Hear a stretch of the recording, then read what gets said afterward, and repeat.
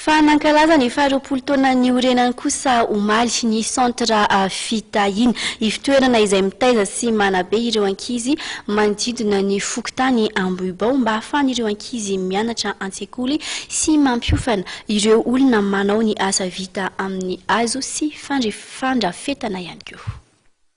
Ny 17 febroary 2027 ny centra fitahina no nanomboka niorina fa ny taona 2027 izy no nijoro ara-dalàna izay niandraiketan'ny pasteur François Forcelet.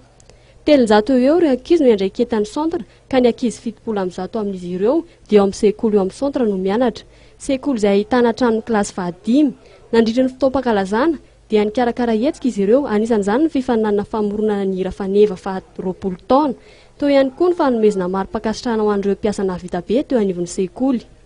Izy zany no tena zava-dehibe hoe nanamarika an'izy ity zany araka ny teneninao hoe fa 20 taona zany nisy ny centre fitahina izay nanomboka tamin'ny alphabétisation dia nihitatra zany dia tonga hoe ankizy be da be zany maro no ampianarina eto dia ny tena nanamarika an'ity zany dia ny fanomezana ny fanokafana ny takela-bato fanamariana ny 20 taona tamin'ny alalan'ny takela-bato zany dia teo ihany koa ny fanomezana mari-boninahitra an'ireo mpiasa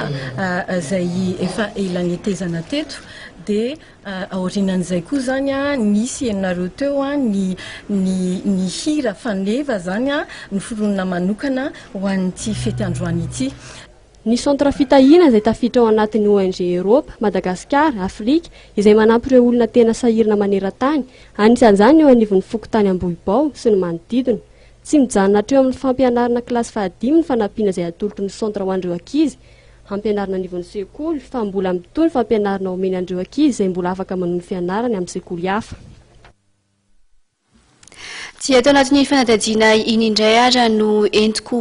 manakatona an'izao vaovao izao tompoko lahy sy tompoko vavy isaonana trano ianao nanaraka izany hatramin'ny farany ao aorianan'izao kosa dia manasanao ampanajana anaraka indray ara ilay tantara mitohy El Diablo fa arahinao eto amin'ny fitalavitry Ma TV isan'andro moa izany izay mirary alina finaritra tompoko lahy sy tompoko vavy.